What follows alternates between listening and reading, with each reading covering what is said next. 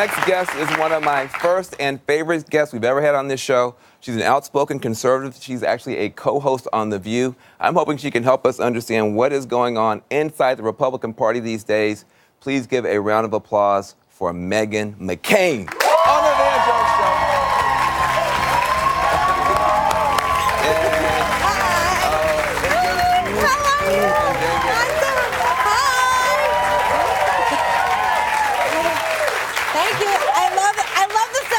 Because it's like a Thunderdome. I know, exactly. All the way around.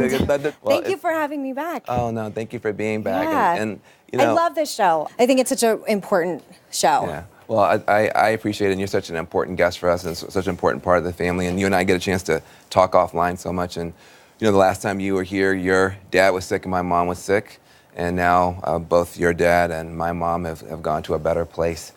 I have not talked about it publicly. I just can't do it. You've actually, I think, done a better job of sharing your experience. You know, what have you learned about grieving, and what have you learned since your father passed that you wish more Americans who all of us faces at some point knew? Well, the first thing I have to say is that I'm surrounded with support. Everywhere I go, somebody has an anecdote they want to tell me about my dad, and absolutely. It's a gift to have that because he's always present in me, but he's clearly present still in a lot of other people's lives as well. So I try not to feel bad for myself because I think he would be terribly pissed if I walked around that way anyway. Right. But I've learned that grief is a very toxic, taboo subject. It makes people very uncomfortable. And I am almost 5 months out since he passed, and I am sad every single day. Yeah. And I don't think there's anything wrong with sharing that. Right. I have moments where I think that I just can't do anything anymore without him. And it's a weird place to be in so many different ways. As a daughter, I'm grieving and I'm sad. As an American, I hate this country without him in it. Yeah. And I know that sounds awful. I don't hate America, but I just hate it without his leadership. You hate that vacuum. Yeah. And I'm sad all the time. And I'm struggling with that sadness. And I miss him in ways that I never even could have fathomed. And then I try and say, what would my dad say? And he'd say, we are McCains, and we don't feel sorry for ourselves, and we're blessed, and get up and go keep fighting, Meghan. So that's what I try and do every day. Yeah. And some days are better than others. You're not the only person missing John McCain. This vacuum is so pronounced now because of this wall, the shutdown, all this sort of stuff. I'm hearing now that you're saying you're not really calling yourself a Republican anymore. I call myself conservative. I mean, I'm still a member of the Republican Party, and I still vote on the Republican ticket, but Republicanism is so tied up with being for Trump. But I'm also not a never Trumper.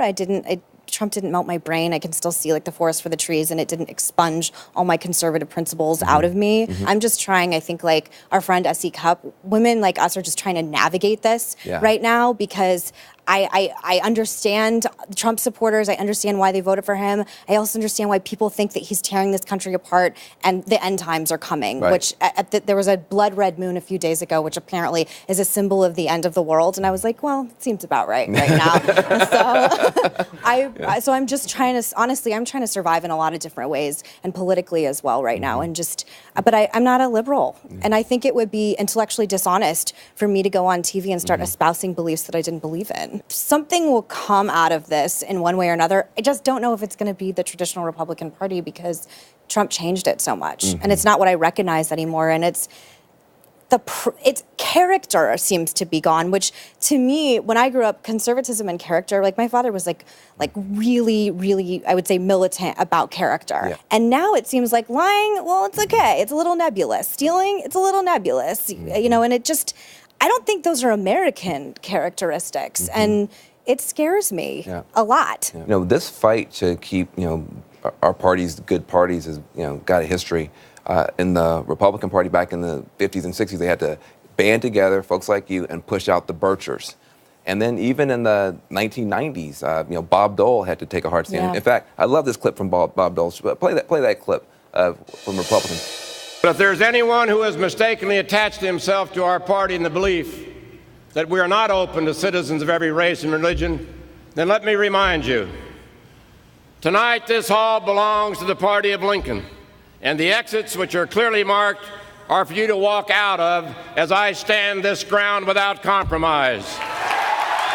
I mean, that's so good. Yeah, I mean that's so good. That's so good. Yeah. Is it harder for your generation of kind of Abraham Lincoln Republicans to band together and boot folks out the way that Dole did, the way that the anti-Birchers did? Is it harder for you now, and if so, why? We're so outnumbered. I mean, Trumpism is I think it's over 80% of Republicans support President Trump, and maybe they're doing it because they don't have another option, but I think the populist Trump brand really has taken over, which is why there's this sort of no man's land that I'm in, because I didn't become an ever-Trumper either. But it's funny you play that clip, because it's actually one of my first political memories was I was at that convention, and I gave my first interview when I was 11.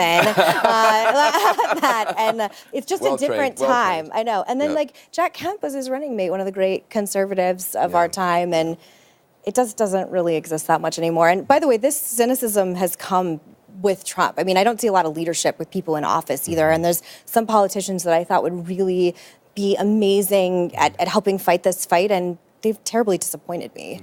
This particular sticky widget around the wall is something I just want to get your thoughts about, because it gets very tense. I watch you guys on The View, because I feel like Trump took a tough conservative principle, which is border security. I have a different view of it, but I can respect a conservative who wants that. And he put it in the blender with a whole bunch of racist, crazy stuff and Steve King, and then he poured it out. And now you have to drink the whole thing or spit it all out. And, so then Democrats get mad and say, listen, the wall is racist. And then I think, you could hear that as we're saying all Republicans are racist. How do you make sense of our pain and our frustration? I mean, you really are in this kind of tough situation, aren't you? Well, I will say I completely understand the other sides. I live in Manhattan, and I just have to leave my apartment, and I am inundated with Republicans are Nazis, they're the worst, everything you believe in is awful and ruining this country. Every moment of my life when I'm in this city, I feel it. And I think sometimes when I hear anyone who supports the wall is racist, it's a trigger for me, because I know people who are not racist who support the wall. But I feel like when we're living in a time when you have one or the other, people get very tribal. And I just wish my friends on the left, and I include the people I work with, would just see my side a little bit, just a little bit, see what it's like for somebody in Arizona who, has seen the impact of maybe illegal immigration, or sees a liberal on TV talking about how great sanctuary cities are and thinks that's crazy as well. But it's hard for me, because I get very triggered as well, because I get very territorial over my people, if you will. I've noticed that about you, and it seems to me that the idea of you being accused of being a racist is offensive even more than most people. I think it's the worst thing you can call anyone. Why do you feel that way? Were you raised that way? I mean, why? Yes, and I come from, I think people maybe forget, I mean, it is not, I don't know the experience of a minority. I'm certainly not, I'm a privileged white woman that has a senator for a father, but my little sister is adopted, and there's a very famous political moment in 2000 when my father was running for president, when Karl Rove had a whisper campaign done that my father had an illegitimate black child who's my sister Bridget. So at a very young age, I had to sort of reconcile why would that even be a bad thing? Why does it matter that I have an adopted sister? I am not saying in any way this means I have experience. I think it's important for people to understand that because you have a sister, you've had a certain set of experiences, and you've seen an impact of racism in your own life, that charge hits you harder than it might hit somebody else in a casual conversation. It scares me too, because I think it's the worst thing you could call anyone. I think it's hands down the worst thing you can call anyone, especially a public person, is that you're a racist blank. And I also think it's thrown around too much, because if I'm racist, then what is Richard Spencer? And I think that there has to be delineations, which I know just like me saying that in particular might make people change the channel.